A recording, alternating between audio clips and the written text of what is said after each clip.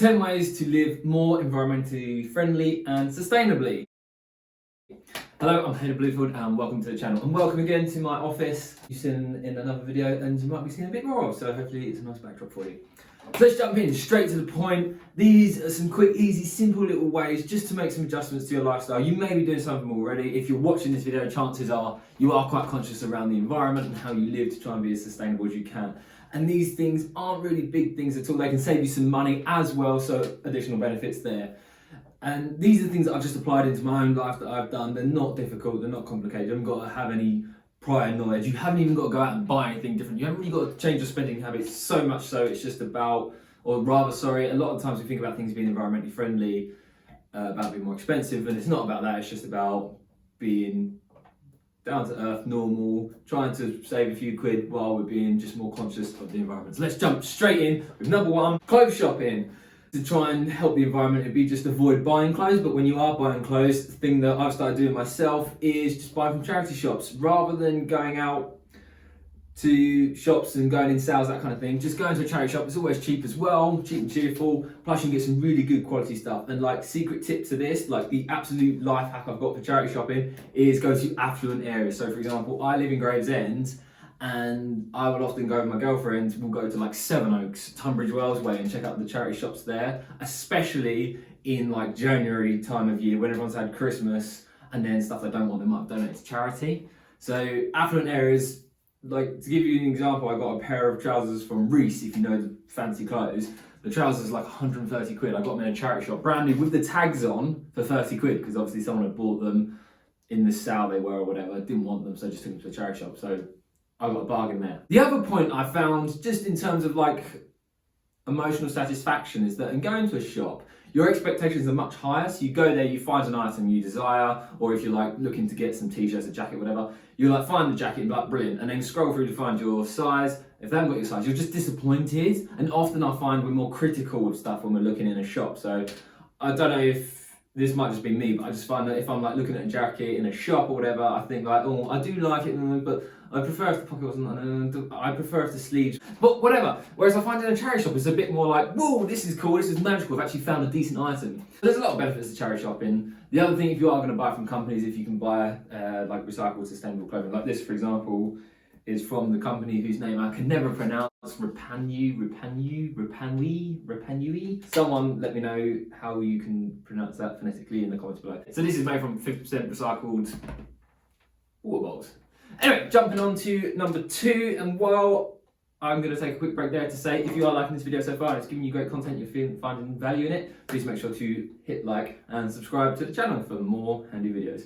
Number two then is using bars rather than bottles. Bars rather than bottles. So think your shampoo, or shampoo, your conditioner, hand wash, body wash, all these things. Just using them as bars of soap rather than having the bottles. One is you eradicate plastic as the key fundamental, and also like you'll start to find a lot of artisan companies popping up locally is another benefit to that. So I have like when I have a podcast, Benevolent Business, one of the guests we had on there, John, who runs the Kentish Soap Company, so he makes bars. All their products are plastic free, and they're working to get the whole company just eradicate plastic. They will cancel products they're planning if they cannot manufacture it and produce it, provide it in a way that is plastic free. So that's true commitment there to being plastic free. And there's a lot of hesitations around bars and like, are they expensive, do they last and such. I've used them, this is what I use. I have a shampoo bar, body wash bar, a conditioner bar, and yeah, they're brilliant. The only thing you want to watch out for if you keep them in the shower is if they keep getting wet, they can shrink and dissolve, but you can get a lot of them in like little metal containers. Or if you do have like an old container that you can upcycle, which will be on a later point, but if you can upcycle a little old container just to put them on in the shower or like a little box, then that will solve that problem for you. Number three, when you're shopping, try and stick with your local high street or local businesses rather than global corporations. This is me just saying, fundamentally, when you're spending your money, if you can keep it perpetuating in this local cycle, that'll do a lot more to boost your local economy. But also, if you're buying from local, chances are that's going to come from a more local place. Obviously, I appreciate, depending where you go to, like some local businesses are just like getting things from a bigger provider and then just selling it on that's been shipped all across the world. But if you can also think around that, what is the journey, what's the carbon footprint of a product,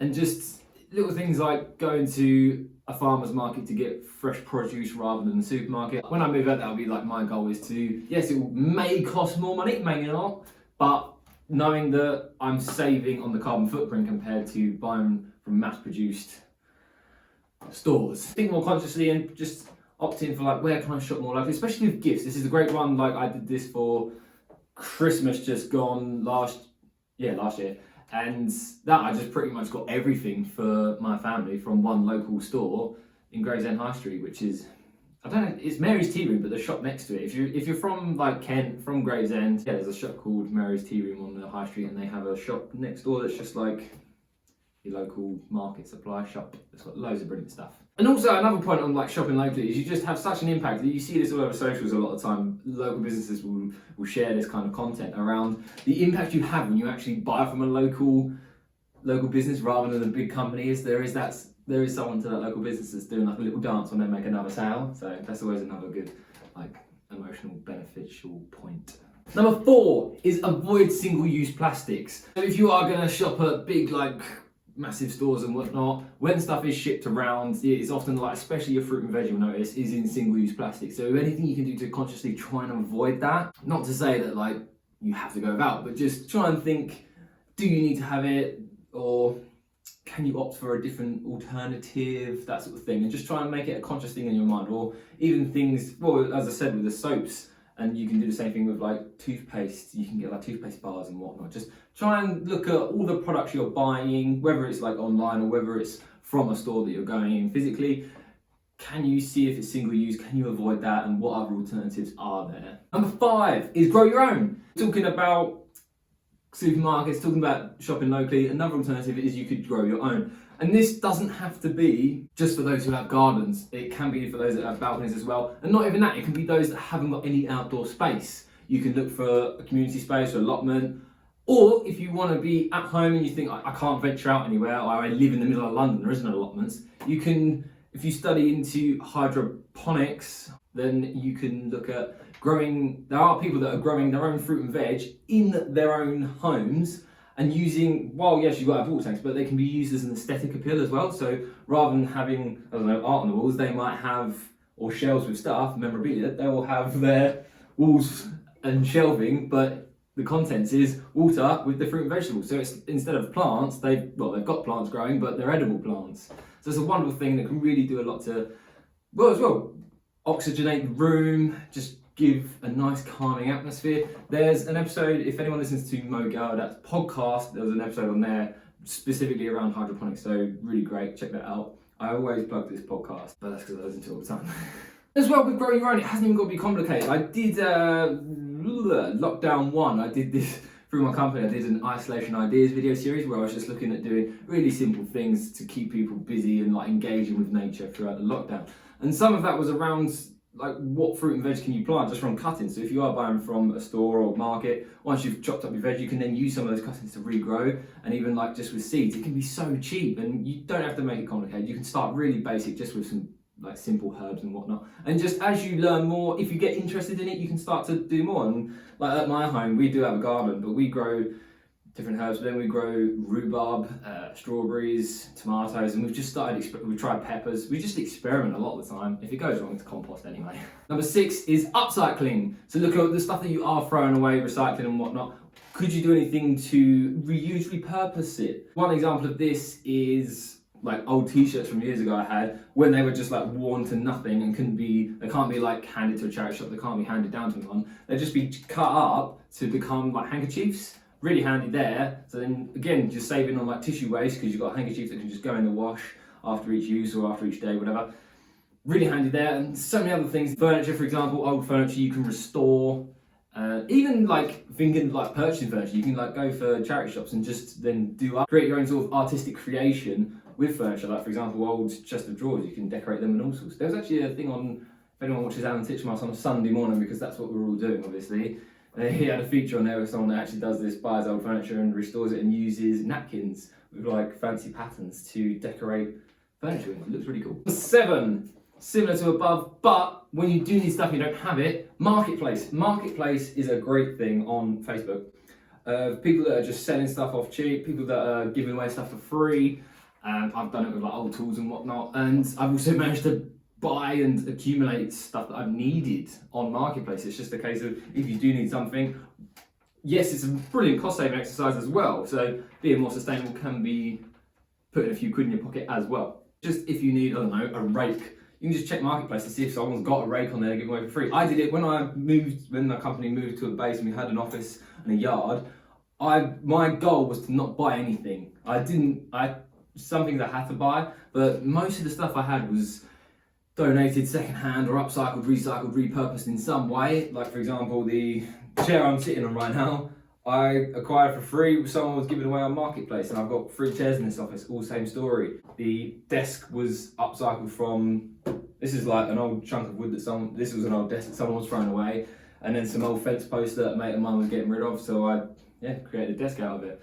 Another desk that this camera's actually resting on is made from old bed slats. It was just a case, I think it was my sister who was throwing away her old bed, collected all the slats that go underneath the mattress, and just put them together and made a corner desk. So you can get quite creative. On the subject of like creating anything, I did years ago make my own little garden bench. That actually, if you watch the isolation ideas, I'm often sitting on the bench that I built. I'm gonna get way carried away now talking of different anecdotes of stuff I made, because my sister and I in lockdown also made decking in a back garden from pallets. Just collected 30 odd pallets, took them all apart and then built some wonderful decking. I digress, let's get back to the point. That was the point being Marketplace. Just always check on Marketplace, you can get so many freebies. If you want to make a couple quid as well, you can get stuff and sell it on. That's not to the point of this video though. Number 8 is purchasing for need rather than a want or desire. And this, especially for those of us that can be bad with impulse buying, just to avoid that and solely focus on your need. That's not to say you need to like live in a tribe and be in the jungle and not have anything or not have any material items. It's like, yes, by all means, but just really start to focus on, do you need something? If you're buying like another top just because it's on sale, do you actually need another top? How many tops have you got? Because this is a thing I've started doing in the last few years. It's just like even just looking at your wardrobe and like how much stuff you actually have and being like, I haven't worn any of this in years. I'm not going to. Some stuff is sentimental, I appreciate. Other stuff is just like old junk. And if you ever watch like the TV shows where they do this with people, it's like insane how much money can be hidden away in a wardrobe of just like, I remember just watching the TV and being like, here's 30 grand of clothing that you've got in your wardrobes, half of which has not even been used and it's still got the tags on. It's just, it is a tricky one. So again, it's another money saving exercise, but just be careful with your spending and try and focus on your needs rather than wants. You don't have to have things that are like from fast fashion or uneconomical and unenvironmentally friendly. Number 9 is to use public transport or cycle, walk whenever going places. I appreciate a lot of things we do. It's more convenient to have your own vehicle, like guilty as charged. I'm always driving around. Public transport as well can be like really expensive, especially like I've got an electric van. And so while the purchase price was really high, but now like the running of it is next to nothing and it's really convenient and I can often park for free, I can often charge for free. So for me to go to public transport, I've got to get to public transport, pay an astronomical fee to use the public transport, so it's not always that good. In other cities like around the world, it is amazing. So if you're watching this abroad, hi! Amazing to have someone that's like that far away listen to this video, amazing. But also it is so much cheaper, like other countries I've been to, it's so much more convenient and cheaper to use public transport, they've really nailed it there. And in cities it's a lot better as well, especially. But cycling is a massive thing. Like, I wish I had a bike, and especially if you're a city liver, when I've been on skate trips and such, bikes have been a godsend, they are incredible. So definitely one, as well, because like, it helps the environment, helps your fitness, helps your own mental health, your emotional well-being, so many benefits to it. And plus, if you've heard of Heights, Dan Murray-Serta, who runs the Secret Leaders podcast, great podcast, hosts it. He's also a co-founder in Heights, a brain care supplement. He is a huge advocate for walking, always makes the point of a daily walk and goes on about the benefits mentally, physically and emotionally. So yeah, try and make sure to walk for places. You can make it your sole activity, but in terms of being convenient, being more sustainable and environmentally friendly, try and think if you're meeting up with a mate and he's not that far away, if you've got to pop down to Tesco's, it's around the corner. Like I have a Tesco's around the corner out my close. The amount of people from the close that will drive there rather than walk there. So start thinking about those little things and little changes you can make. And finally, number 10, this one is definitely something that I'd make a point of, and it's how I guide myself when it comes to shopping and purchasing and making my options around anything. Like vehicle purchases. I don't buy energy, but when I'm like encouraging my mum to look at energy options, everything. So, and that is to check the credentials of the companies you're purchasing from. So, for example, look at their vision statement, their mission statement, go into their policies, and see if they have certain things like, for example, Tesla has like an impact report where it breaks down their goals over the next so many years, and a lot of that talks into the environment. This is a critical thing, and you got to be careful though. There is a lot of greenwashing because it is very on trend to be sustainable and be eco-friendly. You do get a lot of companies that are trying to greenwash it and like, oh, we're eco-friendly because of this, because of that. But if you can try and find a way to get past that, and a lot of the time that can be from just comments section, like if people are posting stuff, it's looking at the comment section. But I do appreciate people can be like absolute vultures in the comments. So do be dubious of that. Be a bit incredulous and do your own research. And if you can find some great companies, and just stick to buying from like a handful. Like I probably only shop around with a very small amount of companies because I'm so fixated. Like for example, like getting a car, I shopped with Tesla. I didn't look anywhere else just because of Tesla's mission statement, what they're trying to do for the environment, their ethics. So I went with them. I didn't look for anything else. I was purely focused on that. So there are 10 points. I hope they're helpful and giving you some pointers and ideas. Is there something I've missed? Let me know in the comments below. And of course, if you have liked the video, drop a like and hit subscribe for plenty more content coming your way. I'll see you in the next one. Bye.